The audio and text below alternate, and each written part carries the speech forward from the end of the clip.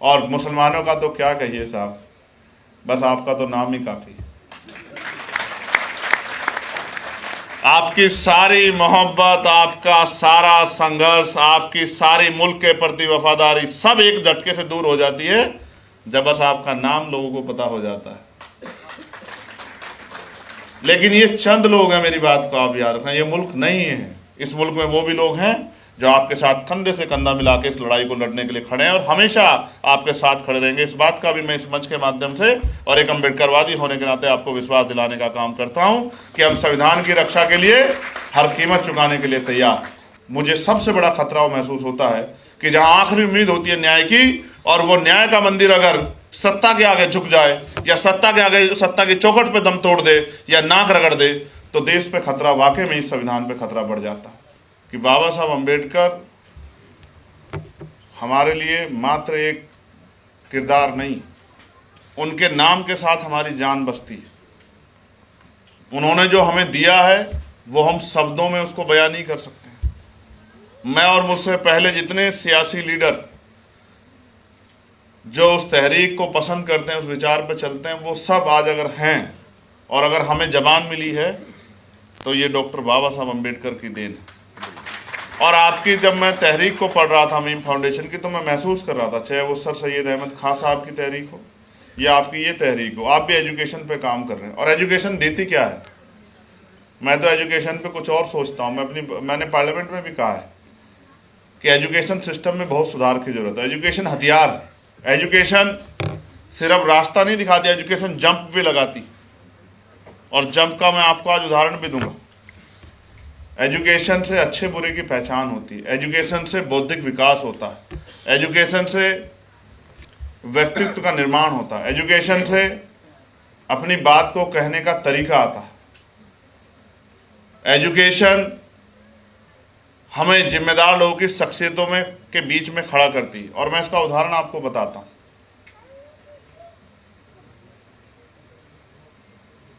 कोई शख्स जिसकी कई पीढ़ियां गरीबी, बेबसी, लाचारी और बुनियादी सुविधाओं से दूर रही, और उसके परिवार की एक पीढ़ी ने एजुकेशन को एक्सेप्ट किया और अच्छी तरीके से एजुकेशन ली, तो वही जो गरीबी, बेबसी, लाचारी में जो परिवार जी रहा था, वो जंप करके IAS, IPS, वकील, जज, इंजीनियर, डॉक्टर, साइंटिस्ट, कुछ भी बन सकता है। इस भूमिका पे जब वो आता है, उसका सम्मान बढ़ता है, उसके परिवार की हालत बदलती है, जिन लोगों के बीच वो रहता है उनके सोचने का तरीका बदलता है, बहुत कुछ बदलता है। एजुकेशन इसलिए जंप देती है कि कल तक जो सड़कों पे घूम रहा था और वो आज परीक्षा दे के IAS की, और वो IAS बन के जब जिले में जाके DM बन के बैठता है तो पूरे जिले को ऑपरेट करता है, और जब उसकी गाड़ी कहीं से गुजरती है तो देखने वाले कहते हैं कि जिलाधिकारी जा रहा है। ये जंप है। जो काम 50 साल में नहीं हो सकता था, वो 1 साल में हो सकता है अगर आप एजुकेशन की वैल्यू को समझें।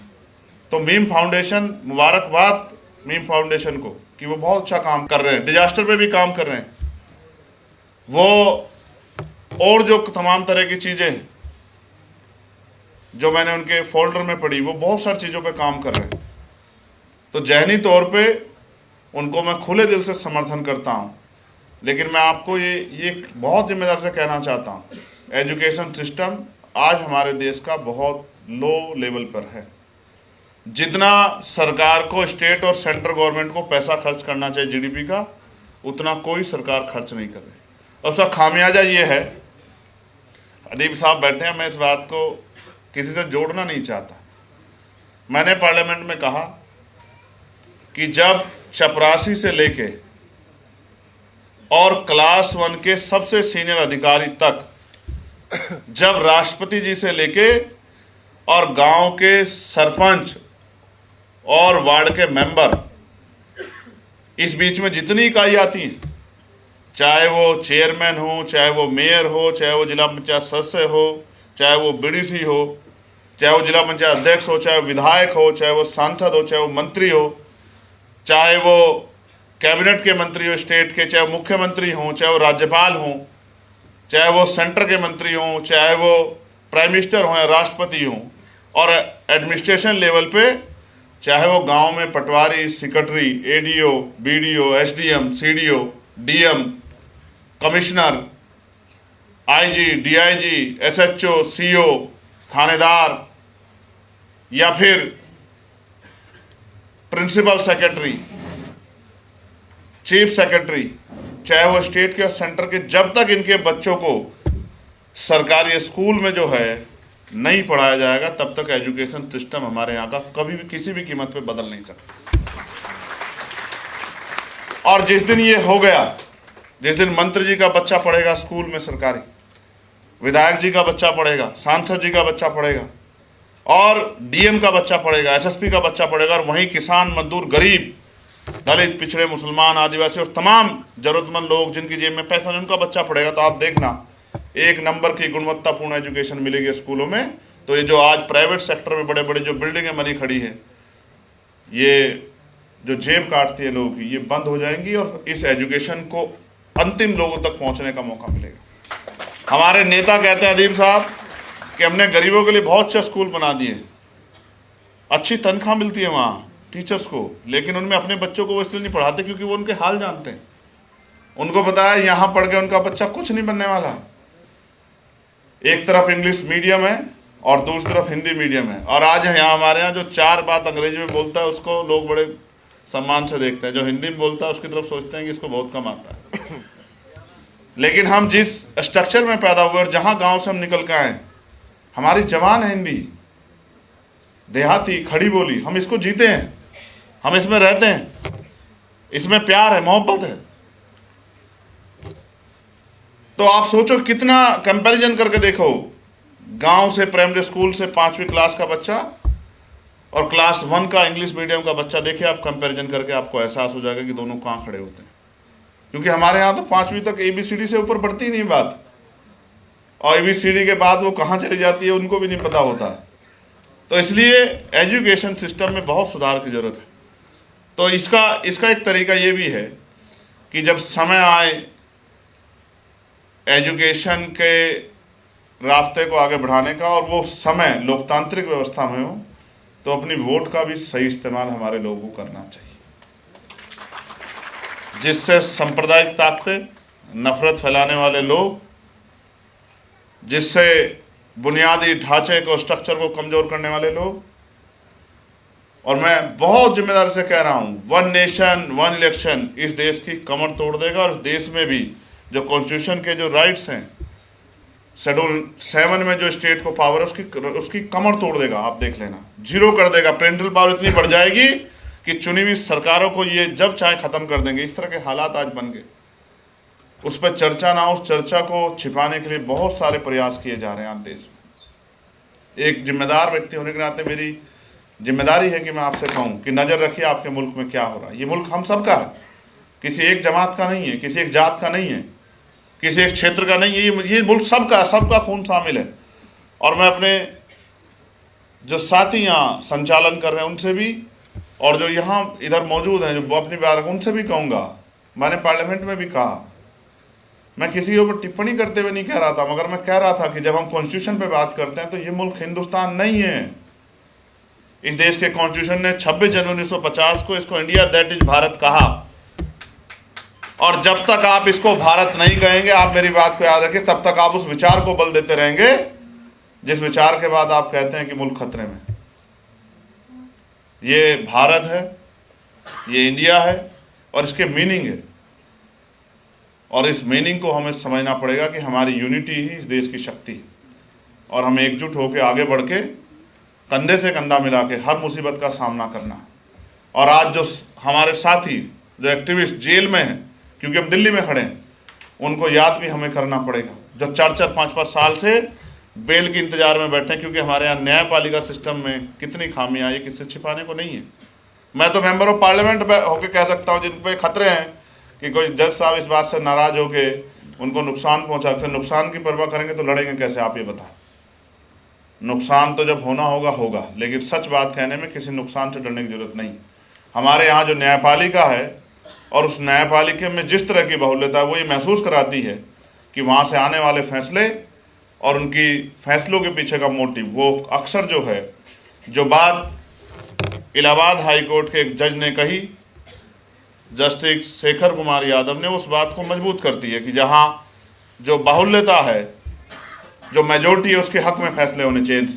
जुडिशरी सिस्टम ये नहीं है कि मेजोरिटी के हक में फैसले होने, जुडिशरी सिस्टम ये है कि न्याय होना चाहिए। अगर किसी की संख्या 1 है और सामने वाले 99 है तो 99 लोगों के हक में फैसला नहीं होना चाहिए। अगर वो गलत है, फैसला उस एक के पक्ष में होना चाहिए जो सही है, तब ये न्याय माना जा सकता है।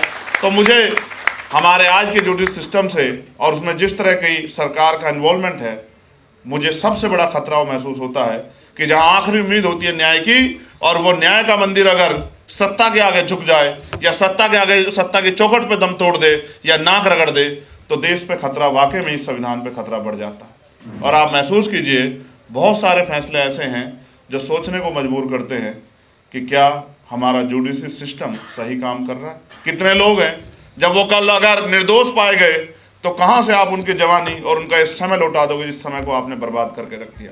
सिर्फ सियासी कारणों से आज कितने लोग, और मुझे कहने में कोई गुरेज नहीं है, मैं यहां भी कह सकता हूं, मैंने पार्लियामेंट में भी कहा था कि बहुत सारे ऐसे साथी, उमर खालिद और खालिद सैफी से लेके शर्जिल इमाम, सिफाउर रहमान से लेके जो जेलों में सड़ रहे हैं, और उनकी आवाज़ उठाने वाला कोई नहीं, और आवाज़ उठाई जाती तो दबाई जाती। और मैं यहाँ ये भी कहूँगा कि मेरे छोटे भाई अब्दुल्ला आजम और आजम खान साहब, जिन्होंने इस मूवमेंट को आगे बढ़ाने का काम किया, जो सर सैयद अहमद खान साहब ने चलाई थी एजुकेशन की मूवमेंट को, और उन्होंने वो जौहर यूनिवर्सिटी बनाने का काम किया। आज जौहर यूनिवर्सिटी पे भी और आजम भाई को भी क्या सहना पड़ रहा है, ये भी किससे छिपा हुआ नहीं। मैं बहुत जिम्मेदारी से अपनी बात को खत्म करते हुए आपसे कह रहा हूं, मुल्क हम सबको देख रहा है। एक पहला भी समय आया था जब ब्रिटिश हुकूमत के खिलाफ लड़ाई लड़ी गई थी, तब भी मिलके मुल्क ने लड़ाई लड़ी थी, और आज भी जरूरत है कि हम लोग मिलके एक मुट्ठी बन के लड़ें। और जब हम एक मुट्ठी बन के लड़ेंगे, क्योंकि चिंताएं होती हैं जब किसी एक मजहब पे बयान दिया जाता है, जब एक मजहब को कटघरे में खड़ा गया, चिंताएं होती।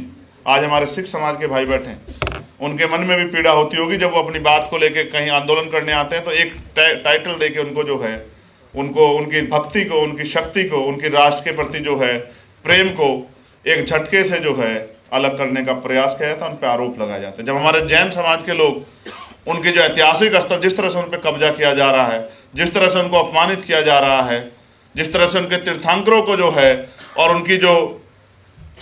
उनके जो पॉइंट्स हैं जिन उन पे कब्जा किया जा रहा है, उनमें भी चिंता है कि उनकी आवाज़ कोई उठाए। जिस तरह से बौद्ध भाइयों को जो है उनकी धार्मिक आज़ादी को छीना जा रहा है, सिर्फ 22 प्रतिज्ञा लेने पे मुकदमे हो जाते हैं, और तमाम तरह की चीज़ें हमारे सामने हैं। हम आपस में मिलके बुरे दौर में किस तरह से लड़ना है, इस पर चर्चा कर लेते हैं। जिन लड़ाइयों का जिक्र किया गया हमारे साथी द्वारा, जो जुल्म के खिलाफ लड़ी गई, मैं उन बेहतरीन लड़ाइयों के पर्दे के पीछे जो लोग थे वो यही थे। अक्सर हम सिर्फ हीरो को देखते हैं, लेकिन हीरो को दिखाने वाली जो कैमरे की टीम होती है, जो राइटिंग टीम होती है, वो दिखाई नहीं देती। अखलाक साहब बहुत शानदार शख्सियत हैं, पत्रकारिता से लेके और स्ट्रेटजी में उनका बहुत अच्छी पकड़ है। और उसी तरह से वसीम अकरम त्यागी साहब बड़े ट्रोल होते हैं सोशल मीडिया पे जब कोई बात लिखते हैं, तो इनका और हमारा संयुक्त जो है, ये हमेशा कोई भी लड़ाई रही हो, किसानों की हो, नौजवानों की हो, मजलूमों की हो, हर लड़ाई में इनकी शिरकत किसी ना किसी तौर पर रहती है। अकेला आदमी कोई भी कुछ नहीं कर सकता, बहुत सारे लोग मिलके बहुत बड़ी बड़ी ताकतों से लड़ सकते हैं। आज भी बहुत काम था, लेकिन वसीम साहब का आदेश था कि आना है, तो जब इनका आदेश हो गया तो कोई चीज़ बची नहीं। फिर मैंने कहा कि भाई फिर आ जाएंगे। मीम फाउंडेशन बहुत अच्छा काम कर रहा है, उनके अच्छे काम को सराहना चाहिए।